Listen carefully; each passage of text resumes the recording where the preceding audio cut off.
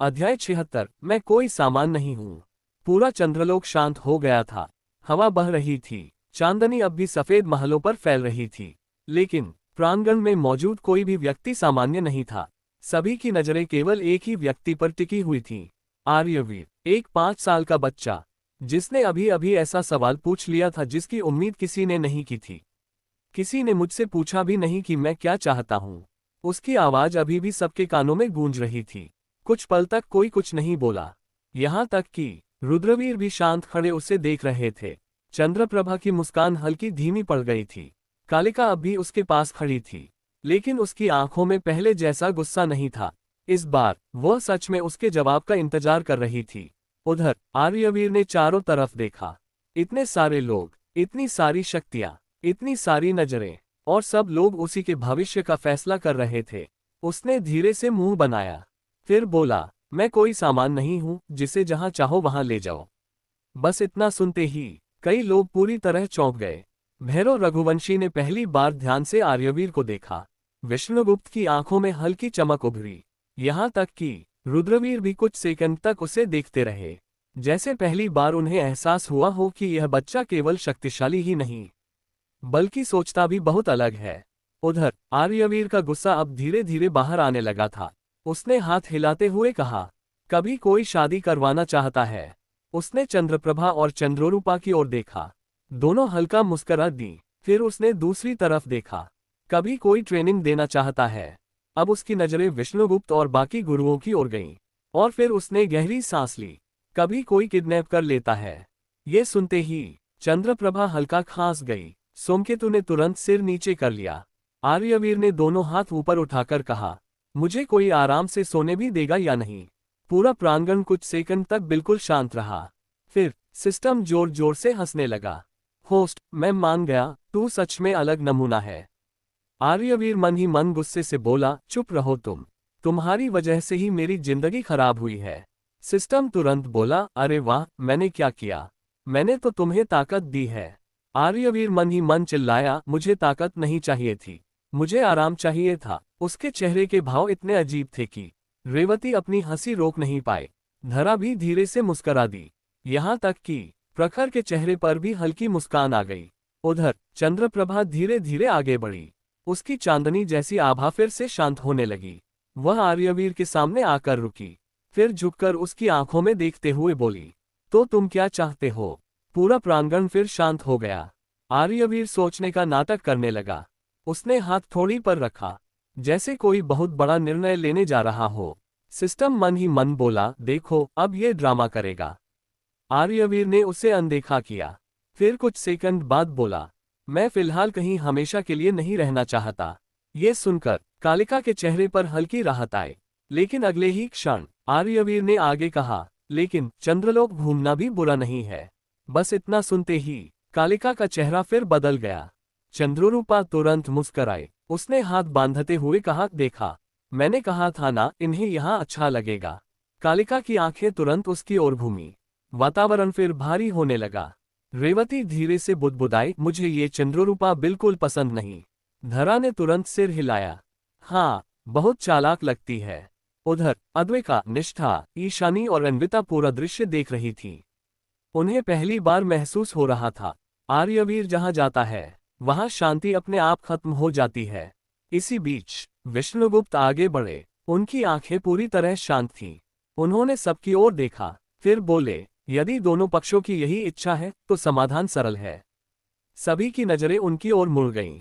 विष्णुगुप्त ने कहा, कुछ समय आर्यवीर चंद्रलोक में प्रशिक्षण लेगा और कुछ समय रुद्र संहिता में। इससे दोनों पक्ष संतुष्ट रहेंगे। कुछ सेकंड के लिए पूरा वातावरण शांत हो गया। फिर आर्यवीर का चेहरा धीरे धीरे जमने लगा। उसकी आंखें फैल गईं। उसने कांपती आवाज में कहा, मतलब अब मेरी छुट्टी पूरी तरह खत्म। और अगले ही क्षण पूरा प्रांगण पहली बार हल्की हंसी से भर गया। अध्याय 77। चंद्रलोक की पहली रात। चंद्रलोक का विशाल प्रांगण अब धीरे धीरे शांत होने लगा था। कुछ समय पहले तक जहां भारी ऊर्जा टकरा रही थी, वहां अब केवल ठंडी चांदनी फैली हुई थी। लेकिन वातावरण पूरी तरह सामान्य अब भी नहीं हुआ था, क्योंकि हर किसी के मन में एक ही बात चल रही थी। आर्यवीर अब कुछ समय चंद्रलोक में रहने वाला था, विष्णुगुप्त के निर्णय के बाद किसी ने खुलकर विरोध तो नहीं किया, लेकिन कालिका अब भी पूरी तरह संतुष्ट नहीं थी। उसकी नजरें लगातार चंद्ररूपा पर टिकी हुई थीं, और दूसरी तरफ चंद्ररूपा के चेहरे पर वही चंचल मुस्कान बनी हुई थी, जैसे उसे यह पूरा मामला बहुत पसंद आया हो। उधर आर्यवीर का चेहरा धीरे धीरे उतरता जा रहा था। वह मन ही मन सोच रहा था, मतलब अब सच में पढ़ाई करनी पड़ेगी, ऊपर से ट्रेनिंग भी। हे भगवान, मैंने ऐसा कौन सा पाप किया था पिछले जन्म में। सिस्टम तुरंत हंस पड़ा। होस्ट, अब आराम वाला सपना भूल जाओ। अब तुम्हारी जिंदगी में केवल ट्रेनिंग, ड्रामा और लड़कियां। आर्यवीर मन ही मन चिल्लाया, मुझे इनमें से कुछ नहीं चाहिए। सिस्टम बोला, लेकिन सब तुम्हें चाहिए। आर्यवीर का चेहरा और अजीब हो गया। उधर चंद्रप्रभा आगे बढ़ी। उसकी आवाज फिर पूरे प्रांगण में गूंज उठी। जब तक आर्यवीर चंद्रलोक में रहेगा, वह मेरे महल में रहेगा। बस इतना सुनते ही कई चेहरे बदल गए। सबसे पहले कालिका की आंखें सिकुड़ी, फिर रेवती और धरा ने एक दूसरे की ओर देखा। अद्वैका, निष्ठा, ईशानी और अन्विता भी तुरंत सतर्क हो गईं। धरा धीरे से बुदबुदाई, मुझे ये बिल्कुल अच्छा नहीं लग रहा। रेवती ने तुरंत सिर हिलाया, मुझे भी नहीं। उधर चंद्ररूपा मुस्कुराते हुए आर्यवीर के पास आए, फिर बिना पूछे उसका हाथ पकड़ लिया। चलो दूल्हे महाराज, मैं तुम्हें चंद्रलोक घुमाती हूँ। आर्यवीर लगभग उछल पड़ा। फिर से दूल्हे महाराज। चंद्ररूपा हंस पड़ी। बाकी लड़कियों के चेहरे और खराब हो गए। कालिका की आंखों के आसपास हल्का अंधकार घूमने लगा। ये देखकर प्रखर धीरे से पीछे हट गया। उसे समझ आ चुका था, यहाँ रहना फिलहाल सुरक्षित नहीं है। उधर चंद्ररूपा आर्यवीर को लेकर आगे बढ़ गई। चंद्रलोक की गलियां सच में अद्भुत थीं। सफेद चमकते महल, हवा में तैरती चांदनी, झीलों पर पड़ती चांद की परछाइयां, चारों ओर ऐसी सुंदरता थी जैसे कोई सपना हो। लेकिन आर्यवीर का ध्यान केवल एक ही बात पर था, मैं कब सो पाऊंगा। सिस्टम जोर से हंसा। होस्ट, तेरी प्राथमिकताएं सच में महान हैं। चलते चलते चंद्ररूपा अचानक उसके बहुत करीब झुकी। उसकी आंखों में वही शरारती चमक थी। उसने धीरे से कहा, वैसे अगर सच में हमारी शादी हो गई तो। आर्यवीर का चेहरा तुरंत सफेद पड़ गया। उसने मन ही मन चिल्लाया, हे भगवान बचा ले, मैं अभी 5 साल का हूँ। सिस्टम हंसते हंसते लगभग पागल हो गया। उधर दूर एक ऊंचे महल की छत पर कालिका अकेली खड़ी थी। ठंडी हवा उसके बालों को हिला रही थी, लेकिन उसकी आंखों में बेचैनी साफ थी। कुछ समय तक वह बस चंद्रलोक की ओर देखती रही, फिर उसने धीरे से आंखें बंद कर लीं। उसके मन में वही दृश्य घूम रहा था, जब उसे लगा था कि आर्यवीर सच में गायब हो गया है। उसकी मुट्ठियां हल्की भींच गईं। उसने मन ही मन कहा, अगर सच में उन्हें कुछ हो जाता, तो शायद मैं खुद को कभी माफ नहीं कर पाती। पहली बार उसकी आवाज में गुस्से से ज्यादा डर था, और शायद लगाव भी। उधर रात काफी हो चुकी थी। आखिरकार आर्यवीर को एक विशाल कमरे में लाया गया। कमरा बेहद सुंदर था। सफेद दीवारें, हल्की चांदनी, मुलायम बिस्तर। आर्यवीर की आंखें चमक उठीं। आखिरकार सोने का समय। वह तुरंत बिस्तर पर कूद पड़ा। उसने राहत की सांस ली, फिर मन ही मन बोला, चलो कम से कम अब शांति मिलेगी। सिस्टम हल्का हंसा, होस्ट तुम बहुत भोले हो। आर्यवीर ने आंखें बंद कर लीं। कमरा पूरी तरह शांत था। कुछ सेकंड बीते, फिर अचानक उसे महसूस हुआ कि कमरे में कोई और भी मौजूद है। उसकी आंखें धीरे धीरे खुलीं। कमरे के अंधेरे कोने में 2 चमकती हुई रहस्यमयी आंखें उसे घूर रही थीं। अध्याय 78। अब मैं सो भी नहीं सकता। कमरे में पूरी शांति थी। हल्की चांदनी सफेद दीवारों पर पड़ रही थी, लेकिन आर्यवीर की आंखें पूरी खुल चुकी थीं। उसका छोटा सा शरीर बिस्तर पर सीधा बैठ गया। उसकी नजरें कमरे के उस अंधेरे कोने पर टिकी थीं, जहां 2 चमकती हुई आंखें उसे लगातार देख रही थीं। कुछ सेकंड तक कोई हलचल नहीं हुई। सिस्टम भी अब पूरी तरह अलर्ट था। होस्ट, अगर जरूरत पड़ी तो मैं तुरंत। आर्यवीर मन ही मन बोला, पहले देख तो लो कौन है। धीरे धीरे अंधेरे के भीतर से एक आकृति बाहर आने लगी। काले लंबे बाल, गहरी अंधकार ऊर्जा और बेहद सुंदर चेहरा। आर्यवीर कुछ सेकंड तक उसे देखता रहा, फिर उसके चेहरे पर अजीब भाव आ गए। कालिका दीदी। सामने कालिका खड़ी थी। वह कुछ पल तक चुप रही, जैसे समझ नहीं पा रही हो क्या बोले। ये पहली बार था जब वह इतनी ऑकवर्ड दिखाई दे रही थी। आखिरकार उसने धीरे से कहा, मैं सिर्फ देखने आई थी कि तुम ठीक हो या नहीं। आर्यवीर मन ही मन बोला, लोग सामान्य तरीके से भी पूछ सकते हैं। सिस्टम तुरंत हंसी रोकने लगा। होस्ट, सच बोलूं, ये लड़की जितनी खतरनाक है उतनी ही अलग भी है। आर्यवीर धीरे से बिस्तर पर बैठ गया। उसने पूछा, तो आप दरवाजे से भी आ सकती थी ना? कालिका कुछ सेकंड चुप रही, फिर बोली, आदत नहीं है। आर्यवीर का चेहरा फिर अजीब हो गया। मतलब खिड़की और अंधेरे से आना सामान्य है। सिस्टम अब सच में हंसी रोक नहीं पा रहा था। उधर कालिका धीरे धीरे उसके पास आकर बैठ गई। कमरे में फिर शांति छा गई, लेकिन इस बार वह शांति भारी नहीं थी, कुछ अलग थी, हल्की, धीमी। आर्यवीर ने पहली बार गौर से कालिका को देखा। हमेशा ठंडी रहने वाली उसकी आंखों में आज अजीब सी नरमी थी। कुछ देर बाद कालिका ने धीमे स्वर में कहा, मैंने कभी किसी को अपने करीब नहीं आने दिया। आर्यवीर शांत होकर सुनने लगा। कालिका आगे बोली, लोग मुझसे डरते हैं, और मुझे भी लोगों पर भरोसा नहीं था। उसकी आवाज धीमी थी, लेकिन उसमें पहली बार कोई दीवार नहीं थी। फिर उसने आर्यवीर की ओर देखा। लेकिन तुम अलग हो। आर्यवीर थोड़ा चौंका। कालिका ने नजरें नीचे कर ली। जब तुम गायब हुए थे, मुझे सच में डर लगा था। कमरे में कुछ सेकंड तक केवल हवा की आवाज सुनाई देती रही। ये पहली बार था जब कालिका इतनी खुलकर बोल रही थी। आर्यवीर कुछ पल उसे देखता रहा, फिर धीरे से बोला, मैं ठीक हूं ना, इतना परेशान होने की जरूरत नहीं थी। कालिका ने तुरंत उसकी ओर देखा। उसकी आंखों में हल्का गुस्सा वापस आ गया। तुम्हें अंदाजा भी है सब कितने परेशान थे? आर्यवीर ने धीरे से सिर खुजाया। मैं तो बस घूमने गया था। सिस्टम फिर हंस पड़ा। होस्ट, तेरी ये लाइन एक दिन तुझे मरवाएगी। उधर कालिका के होठों पर हल्की मुस्कान आ गई, और पहली बार वह सच में शांत दिखाई दी। कमरे का माहौल धीरे धीरे थोड़ा अलग होने लगा, हल्का, गर्म और स्ट्रेंजली कंफर्टेबल। लेकिन तभी धड़ाम, दरवाजा अचानक खुल गया। दोनों की नजरें तुरंत उधर घूमी, और अगले ही क्षण चंद्ररूपा मुस्कराती हुई अंदर आई। उसकी आंखों में वही शरारत चमक रही थी। ओह, तो यहाँ गुप्त बैठक चल रही है। आर्यवीर का चेहरा तुरंत उतर गया। हे भगवान, फिर शुरू। कालिका की आंखें तुरंत ठंडी हो गईं। चंद्ररूपा आराम से अंदर चली आई। फिर उसने मुस्कुराकर कहा, मैं सोच रही थी हमारे छोटे दूल्हे महाराज सो गए होंगे, लेकिन यहाँ तो कोई और ही पहले से मौजूद है। कालिका ने बिना भाव बदले कहा, तुम्हें यहाँ आने की जरूरत नहीं थी। चंद्ररूपा तुरंत मुस्कुराई, और तुम्हें थी। दोनों की नजरें टकराईं। कमरे का तापमान जैसे अचानक बदल गया। आर्यवीर बीच में बैठा दोनों को देख रहा था। उसके चेहरे पर वही भाव थे। मैं कहाँ फंस गया? सिस्टम मजे लेते हुए बोला। होस्ट, अब असली युद्ध शुरू हुआ है। आर्यवीर मन ही मन चिल्लाया, मुझे युद्ध नहीं चाहिए, मुझे नींद चाहिए। लेकिन किसी ने उसकी बात नहीं सुनी।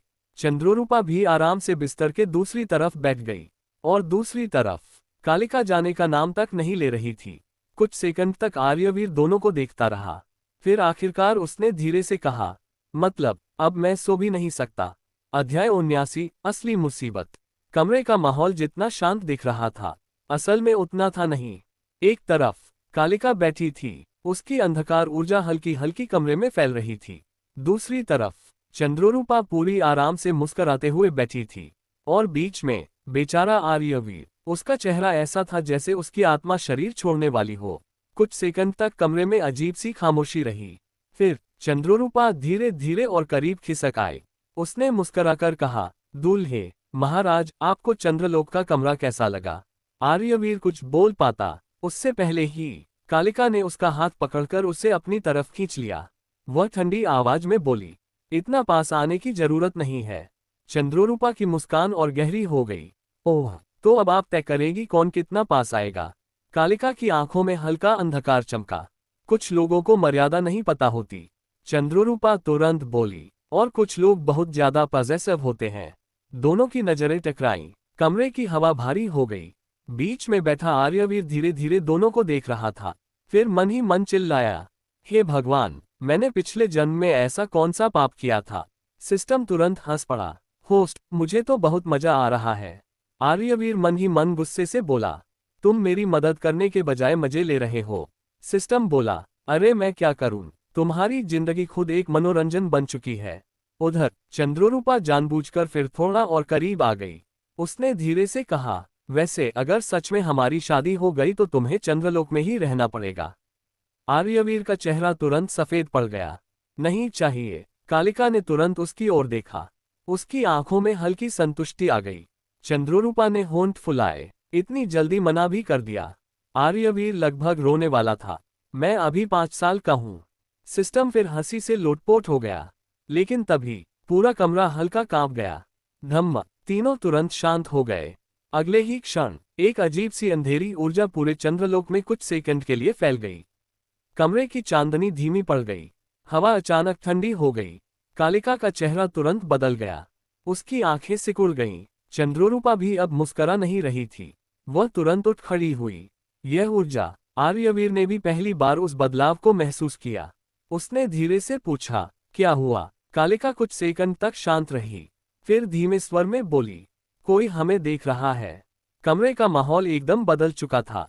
कुछ पल पहले तक जो जगह मजाक और तंज से भरी हुई थी, अब वहां केवल भारी तनाव था।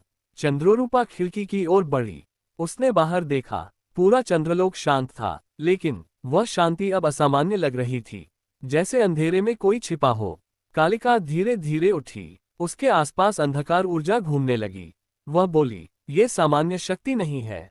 आर्यवीर का चेहरा थोड़ा उतर गया। मन ही मन उसने कहा, बस यही बाकी रह गया था। सिस्टम इस बार हंसा नहीं। उसकी आवाज पहली बार गंभीर थी। होस्ट, मुझे भी कुछ गलत लग रहा है। आर्यवीर थोड़ा चौंका। तुम्हें भी? सिस्टम बोला, हाँ, और मुझे नहीं लगता ये शक्ति चंद्रलोक की है। कमरे में फिर शांति छा गई। कुछ सेकंड बाद कालिका ने दरवाजे की ओर कदम बढ़ाए। चंद्ररूपा भी उसके साथ चलने लगी। जाने से पहले कालिका ने एक बार पीछे मुड़कर आर्यवीर को देखा। तुम कमरे से बाहर नहीं निकलोगे। उसकी आवाज आदेश जैसी थी। चंद्ररूपा ने भी गंभीर स्वर में कहा, इस बार सच में बाहर मत आना। दोनों अगले ही क्षण कमरे से बाहर चली गईं। दरवाजा धीरे से बंद हो गया। कमरा फिर शांत हो गया। कुछ सेकंड तक आर्यवीर बस वहीं बैठा रहा। फिर उसने लंबी सांस ली। आखिरकार शांति। वह धीरे धीरे वापस बिस्तर पर लेट गया। उसने आंखें बंद की, लेकिन तभी सिस्टम की धीमी आवाज उसके मन में गूंजी, होस्ट, मुझे लगता है असली मुसीबत अभी शुरू हुई है। आर्यवीर की आंखें फिर खुल गईं, और उसी क्षण चंद्रलोक के बाहर फैले गहरे अंधेरे में एक रहस्यमयी छाया धीरे धीरे मुस्कुराई। अध्याय 80, अंधेरे की नजर। चंद्रलोक अब पहले जैसा शांत नहीं रहा था। कुछ ही क्षणों में पूरा वातावरण बदल चुका था। महलों के ऊपर तैरती चांदनी अब हल्की पड़ने लगी थी। हवा भारी हो चुकी थी, और पूरे चंद्रलोक में एक ही आदेश फैल चुका था, सतर्क हो जाओ। कालिका और चंद्ररूपा जैसे ही कमरे से बाहर निकली, चारों तरफ मौजूद रक्षक तुरंत सक्रिय हो गए। सफेद कवच पहने योद्धा आकाश में उड़ने लगे। महलों के चारों ओर चमकती हुई ऊर्जा परतें बनने लगीं। पूरा चंद्रलोक अब सुरक्षा बैरियर से घिर चुका था। हर दिशा में तनाव फैल गया। उधर कमरे के अंदर अकेला बैठा आर्यवीर धीरे धीरे परेशान होता जा रहा था। उसने लंबी सांस ली, फिर मन ही मन बोला, मैं जहां जाता हूं वहां समस्या क्यों शुरू हो जाती है। सिस्टम तुरंत बोला, क्योंकि तुम मुख्य पात्र हो होस्ट। आर्यवीर ने तकिए में मुंह छुपा लिया। मुझे मुख्य पात्र नहीं बनना, मुझे साइड कैरेक्टर बनना है। सिस्टम हंसी रोकते हुए बोला, देर हो चुकी है। तुम्हारा चेहरा देखते ही मुसीबतें खुद चलकर आ जाती हैं। आर्यवीर लगभग रोने वाला था। उधर चंद्रलोक के ऊपरी क्षेत्र में कालिका हवा में खड़ी थी। उसके चारों ओर अंधकार ऊर्जा घूम रही थी। उसकी आंखें बंद थीं। वह उस रहस्यमयी शक्ति को महसूस करने की कोशिश कर रही थी। कुछ सेकंड तक सब शांत रहा। फिर अचानक उसकी आंखें खुल गईं। उसका चेहरा धीरे धीरे ठंडा पड़ गया। यह चंद्ररूपा तुरंत उसकी ओर मुड़ी। तुमने कुछ महसूस किया? कालिका ने धीमे स्वर में कहा। ये वही शक्ति है जिसने पहले युवा गुरु को निशाना बनाया था। बस इतना सुनते ही चंद्ररूपा का चेहरा भी गंभीर हो गया। उधर पूरा आकाश अचानक कांप उठा। धड़ाम, चंद्रलोक के ऊपर फैली चांदनी धीरे धीरे काली पड़ने लगी। सफेद बादलों की जगह गहरा अंधेरा फैलने लगा। नीचे खड़े लोग डर से ऊपर देखने लगे, और फिर अंधेरे के बीच एक विशाल छाया उभरने लगी। इतनी विशाल कि मानो पूरा आकाश ढक जाए। उसका चेहरा साफ नहीं दिख रहा था, सिर्फ 2 लाल चमकती हुई आंखें। उन आंखों को देखते ही कई रक्षकों के हाथ कांप गए। कुछ लोग पीछे हट गए। हवा में ऐसी किलिंग इंटेंट फैल गई थी कि सांस लेना तक भारी लग रहा था। लेकिन कालिका बिल्कुल नहीं डरी। वह धीरे धीरे आगे बढ़ी। उसके आसपास का अंधेरा और गहरा होने लगा। उसकी आवाज बर्फ जैसी ठंडी थी। तुम्हारी हिम्मत कैसे हुई चंद्रलोक तक आने की? विशाल छाया से भारी आवाज गूंजी। हमें वह बच्चा चाहिए। बस इतना सुनते ही कालिका की आंखों में खतरनाक चमक उभरी। पूरा आकाश कांप गया। उसके आसपास अंधकार ऊर्जा विस्फोट करने लगी। नीचे खड़े लोग डर से पीछे हट गए। ये पहली बार था जब कालिका सच में क्रोधित हुई थी। उसने धीरे धीरे कहा, तुम मेरे युवा गुरु को छूने की बात भी कैसे कर सकते हो? उसकी किलिंग इंटेंट इतनी भयानक थी कि आसपास की हवा तक टूटने लगी। चंद्ररूपा भी अब पूरी तरह युद्ध मुद्रा में आ चुकी थी। दूर चंद्रप्रभा भी प्रकट हो चुकी थी। उसकी आंखों में अब कोई मुस्कान नहीं थी। पूरा चंद्रलोक युद्ध के लिए तैयार हो चुका था।